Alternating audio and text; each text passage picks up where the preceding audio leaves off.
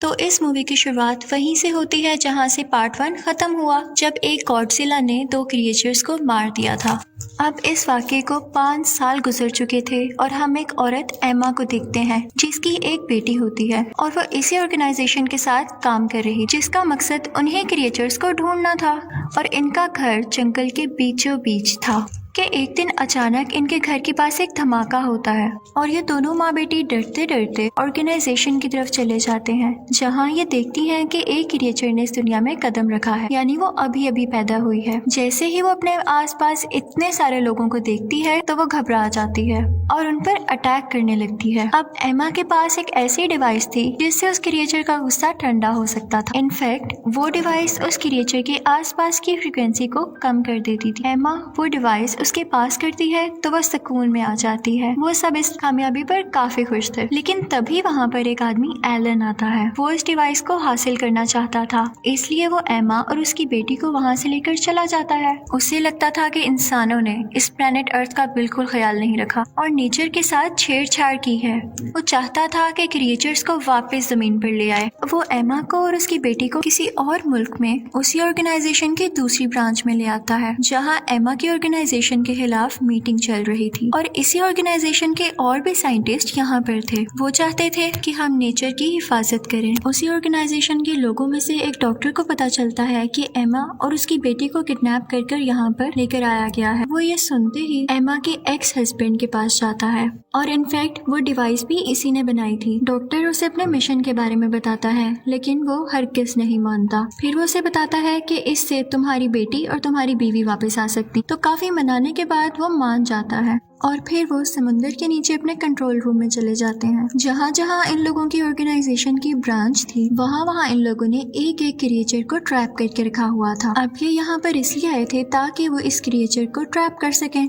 और इसी के साथ वो गॉडजिला को भी ढूंढने की कोशिश करते हैं, लेकिन बहुत ज्यादा ढूंढने पर भी उन्हें गॉडजिला का सिग्नल कहीं से नहीं मिलता। लेकिन अचानक से फ्रीक्वेंसी बहुत तेज हो जाती और ऐसे लग रहा था जैसे गॉडजिला बहुत पास है और बहुत गुस्से में है। सब लोग डर जाते हैं और फिर अचानक हमें गॉडजिला दिखाई देता है, जो कि समुंदर में ही था और उनकी तरफ बढ़ रहा था। वो वहाँ पर लगे हुए शीशे को जोर जोर से तोड़ने लगता है। इनफैक्ट गॉडजिला समुंदर से ही हर मुल्क में जाया करता था जब उसे लगता था कि वहाँ पर कोई डेंजरस क्रिएचर है। अब वो अंटार्कटिका जाता है उसी क्रिएचर को ढूंढने के लिए। इन सब को भी पता चल जाता है कि गॉडजिला का वहाँ जाने के पीछे क्या पर्पस है, यानी वो वहाँ क्यों जाना चाहता है। तो इसलिए वो लोग भी उसका पीछा करते हैं। लेकिन जैसे ही वो वहाँ पहुँचता है तो हम देखते हैं कि वहाँ पर एक बहुत खौफनाक ड्रैगन है जिसके 3 सर हैं और उसे किंग अरोरा कहते हैं। लेकिन इस ऑर्गेनाइजेशन ने उसे सुला कर रखा हुआ था और वो भी एक्टिव नहीं था। गॉडजिला की इसके साथ काफी दुश्मनी थी और गॉडजिला अक्सर आया करता था इसे देखने के लिए ताकि वो इससे लड़ सके। अब जब डॉक्टर वहाँ पर एमा को बचाने के लिए जाता है तो वो ये देखकर हैरान रह जाता है कि एमा भी एलन के साथ मिली हुई है। वो सारे प्लान के बाद यहाँ लाई गई थी ताकि वो उस ड्रैगन को जगा सके। वो अपने एक्स हस्बैंड और डॉक्टर के साथ जाने से इनकार कर देती है और जाते जाते उस ड्रैगन की दीवार को तोड़ देती है और वो अब एक्टिव हो चुका था और पूरी तरह से बाहर आ चुका था। गॉडजिला को तो इसी बात का इंतजार था, तो वो आगे बढ़ता है ताकि वो उससे लड़ सके। दोनों की काफी फाइट होती है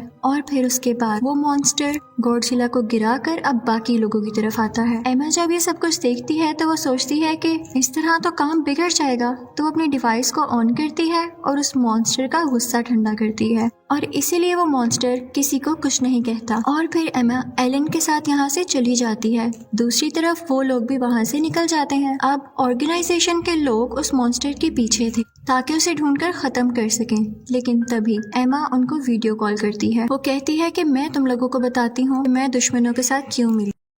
तुम लोग इस काबिल थे कि तुम्हारे साथ रहा जाता। तुम तो क्रिएचर्स को और इवन नेचर को नुकसान पहुंचाते हो और मैं एक एक करके सब क्रिएचर्स को आजाद कर दूंगी। तुम लोगों ने जमीन के साथ बहुत बुरा किया है, लेकिन यही क्रिएचर्स अब हमारी मदद कर सकते हैं क्योंकि इनकी बॉडी में रेडिएशंस हैं, यानी शुआएं हैं। तो जहाँ जहाँ ये लोग जाएंगे अपनी रेडिएशन से ये जमीन को वापस ठीक कर सकेंगे। ऑर्गेनाइजेशन के लोग उससे कहते हैं लेकिन ये क्रिएचर्स तो इंसानों को मारना चाहते हैं, तो तुम कैसे इनको अपना साथी समझती हो। तो वो कहती है कि तुम्हारी सोच गलत है। हम सदियों से एक साथ रहते आ रहे थे, सब कुछ बैलेंस में था। हम इन्हें कुछ नहीं कहते थे तो ये भी हमें कुछ नहीं कहते थे। हम इनका ख्याल रखते थे, लेकिन अब तुम लोगों ने इसके साथ बुरा करना शुरू किया तो क्या ये तुम लोगों के सामने अच्छे बन के बैठे रहें और अपनी हिफाजत ना करें? वो कहती है कि मैं इनको आजाद करके ही छोड़ूंगी और इसी के साथ वो कॉल बंद कर देती है। अब जैसा कि एमा ने कहा था वो बाकी क्रिएचर्स को भी आजाद करेगी तो वो अपने मिशन पर निकल जाती है। सब लोग काफी परेशान थे कि अगर ये इसी तरह करती रही तो हमारे लिए बहुत मुश्किल हो जाएगी। एमा आगे बढ़कर एक और क्रिएचर को आजाद कर देती है जो कि वोल्केनो में से निकलता है और वो वोल्केनो ऐसी जगह पर था जहाँ पर आसपास लोग भी थे, यानी पूरा शहर बसता था। वो बिल्कुल बेरहम हो जाती है, किसी के बारे में कुछ नहीं सोचती, बस उसे क्रिएचर्स आजाद करने थे। ये क्रिएचर जो अब वोल्केनो से निकला था बहुत ही बड़ा था। आर्मी अपने जहाज से इस पर काफी अटैक्स करती है, लेकिन ये आगे से उनको गिराने ही वाला होता है कि वो डर के वहाँ से भाग जाता है क्योंकि वहाँ पर किंग मॉन्स्टर आ चुका था जो कि मैंने सबसे पहले समंदर में आजाद किया था। उन दोनों में काफी लड़ाई होती है और क्योंकि किंग ड्रैगन काफी ज्यादा पावरफुल था तो उसे काफी जख्मी कर देता है। अब वो बढ़ता है ऑर्गेनाइजेशन के लोगों की तरफ। वो उन पर अटैक करने ही वाला होता है कि समंदर से गॉडजिला बाहर आता है और उल्टा उस पर अटैक कर देता है। गॉडजिला उसके 3 सर में से एक सर उतार कर फेंक देता है। दोनों में काफी ज्यादा लड़ाई होती है और ये लड़ाई रुकने का नाम ही नहीं ले रही थी। हर तरफ तबाही मच जाती है और लोग भी काफी डरे हुए थे, लेकिन उन्हें गॉडजिला पर यकीन था कि उसी वक्त ऑर्गेनाइजेशन को आर्मी बताती है कि जब वॉर हो रही थी तो हम लोगों ने एक मिसाइल बनाया था और उस मिसाइल का काम ये था कि 2 माइल तक आसपास जितनी भी चीजें, जितने भी लोग होंगे वो उसको ब्लास्ट कर देगा और हम वही मिसाइल शूट करने वाले हैं ताकि ये क्रिएचर मारा जा सके। और इसी के साथ हमें गॉडजिला को मारना भी मजबूरी है। वो उनसे कहते हैं कि तुम लोग यहाँ से दूर चले जाओ और वो वहाँ से काफी दूर चले जाते हैं। अब आर्मी समुद्र में वो मिसाइल फेंक देती है और बहुत बड़ा ब्लास्ट हो जाता है। इसमें गॉडजिला काफी जख्मी हो जाता है और दूर जाकर गिरता है, लेकिन हम देखते हैं कि मॉन्स्टर यानी उस ड्रैगन को कुछ भी नहीं हुआ, बल्कि इन लोगों ने तो उसकी मदद की थी गॉडजिला को मारकर। और उसके बाद वो वोल्केनो पर जाकर बैठ जाता है, जिसके बाद वो अपना सर दोबारा से ग्रो कर लेता है और इसी के साथ वो सिग्नल्स देता है जिसकी वजह से दुनिया में मौजूद सब के सब क्रिएचर्स जाग जाती हैं। अब ऑर्गेनाइजेशन वाले काफी परेशान थे क्योंकि इस किंग मॉन्स्टर यानी ड्रैगन को इतने बड़े मिसाइल से भी कुछ नहीं हुआ था, तो इसका ये मतलब था कि ये बहुत पावरफुल था और इसे कैसे हराना है वो रिसर्च करने लगते हैं। तो उन्हें पता चलता है कि ये जमीन का क्रिएचर तो है ही नहीं, बल्कि ये एलियन है जो कि दूसरी दुनिया से आया है और इसीलिए गॉडजिला इसको मारना चाहता था क्योंकि गॉडजिला ऑलरेडी से यहाँ का किंग था और वो नहीं चाहता था कि कोई और उसकी जगह ले। अब बाकी क्रिएचर्स भी आने लगे थे और इसी के साथ वो क्रिएचर भी आ जाती है जो हमें मूवी के स्टार्ट में दिखाई गई थी, जो कि उसी ऑर्गेनाइजेशन में पैदा हुई थी।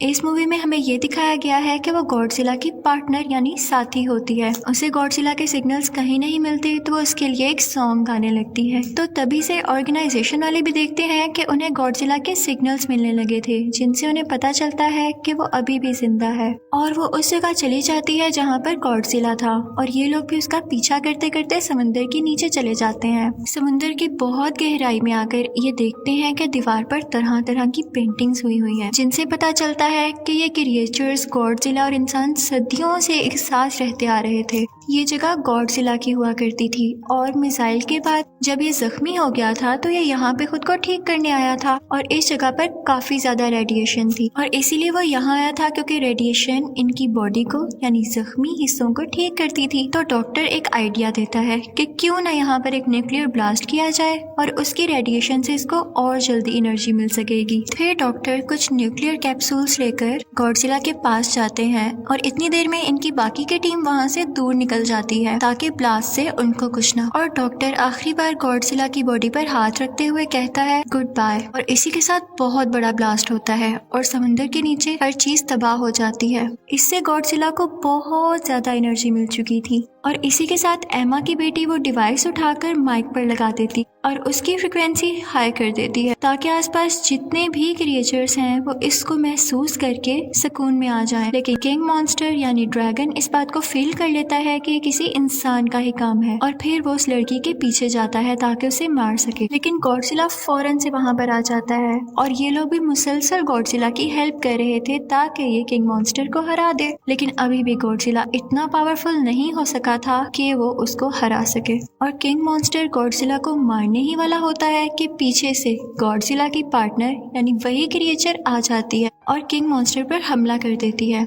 लेकिन एक और क्रिएचर आ जाता है और उसे रोक देता है। अब यहाँ इन दोनों की भी फाइट हो जाती है और गॉडजिला की पार्टनर क्रिएचर उसको मार डालती है और फिर वो आती है गॉडजिला की तरफ। अब लकीली आसपास की रेडिएशन से गॉडजिला का एनर्जी लेवल काफी ज्यादा होता जा रहा था, लेकिन वो जख्मी था तो वो उसको हरा नहीं पा रहा था। अब यहाँ पर गॉडजिला की पार्टनर क्रिएचर अपनी जान की कुर्बानी देती है और खुद को ब्लास्ट कर लेती है। उसकी बॉडी से जितनी भी एनर्जी और रेडिएशंस निकलती हैं वो गॉडजिला के अंदर जाने लगती हैं, जिससे उसके जख्म ठीक होने लगते हैं और एक बार वो फिर से पावरफुल क्रिएचर बन के खड़ा हो जाता है। अब हमें दिखाया जाता है कि एमा अपनी बेटी के साथ है और उसका एक्स हस्बैंड भी उसके पास आ गया है। अब एमा अपनी डिवाइस निकालती है ताकि दूसरी क्रिएचर का गुस्सा ठंडा कर सके, लेकिन वो उसके पीछे भागने लगती है। ऑर्गेनाइजेशन के लोग और आर्मी के लोग भी वहाँ से जा चुके थे और किंग मॉन्स्टर अब मारने ही वाला था एमा को।